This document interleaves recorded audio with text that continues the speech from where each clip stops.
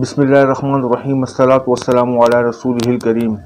جس طرح مخصوص اوقات مقبولیت دعا میں اثر رکھتے ہیں، اسی طرح انسان کے بعض آلات کو بھی اللہ تعالیٰ نے مقبولیت دعا کے لیے مخصوص فرمایا، جن میں کوئی دعا رد نہیں کی جاتی۔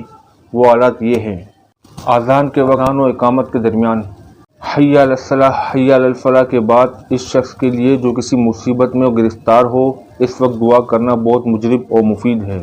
جہاد میں صف بندی کے وقت، جہاد میں گھمسان کی لڑائی کے وقت، نمازوں کے بعد، سجدے کی حالت میں مگر فرائض میں نہیں، تلاوت قرآن کے بعد، اور بالخصوص ختم قرآن کے بعد، اور بالخصوص پڑھنے والوں کی دعا بنسبت سننے والوں کے زیادہ مقبول ہے۔ آب زمزم پیتے وقت، میت کے پاس حاضر ہوتے وقت، یعنی جو شخص نزا کی حالت میں ہو، اس کے پاس آنے کے وقت بھی دعا قبول ہوتی ہے۔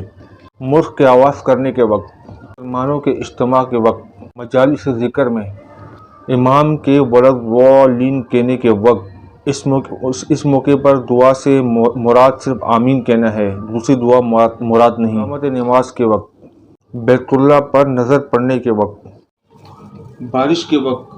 امام شافعی رحمۃ اللہ کتاب العام میں فرماتے ہیں کہ میں نے بہت سے صحابہ کرام رضی اللہ تعالیٰ عنہ، تابعین رحمۃ اللہ علیہ کا یہ عمل سنا ہے کہ بارش کے وقت خصوصی سے دعا مانگتے تھے۔